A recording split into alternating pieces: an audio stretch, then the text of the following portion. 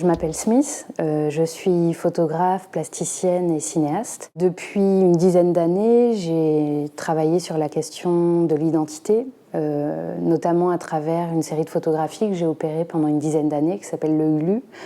C'est un terme qui est emprunté en fait à un mot finnois qui désigne ce qui se produit dans les saunas lorsqu'on jette de l'eau glacée sur les pierres brûlantes.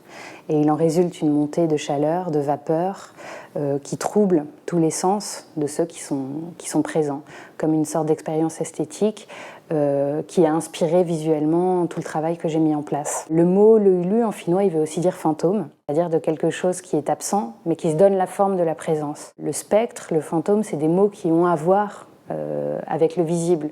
Le spectre, ça a quelque chose à voir avec le spectacle.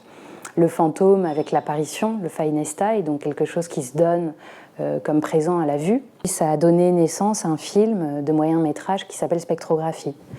Dans ce film, en fait, qui est inspiré en partie par un ouvrage de Jacques Derrida et Bernard Stiegler qui s'appelle Échographie de la télévision, et dans lequel, après Barthes, ils interrogent le rapport entre les nouvelles technologies et le fantomatique, et puis aussi inspiré par les Lettres à Milena de Kafka. Je conserve ton souffle, celui qui gémit, celui qui ne meurt pas, et il me suivra partout.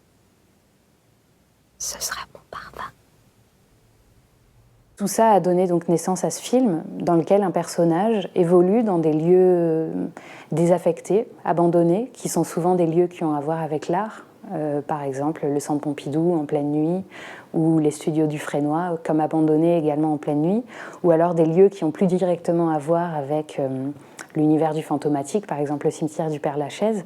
Et ce personnage qui évolue en caméra subjective, donc qui n'a pas de nom, pas de visage, qui est lui-même une sorte de fantôme, va se promener dans ces lieux hantés parce qu'il va y rencontrer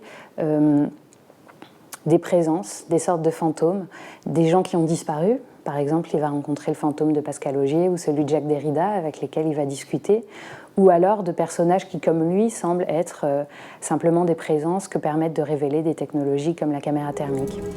Je vois que tu as expérimenté notre machine à fantômes. Oui, à l'instant. Mais comment ça marche ? Ah, ça, je peux pas te le dire. C'est une chose qui se dissipe quand on la révèle. Il va essayer d'élucider le triangle mystérieux qui est composé des nouvelles technologies, des histoires d'amour et des fantômes.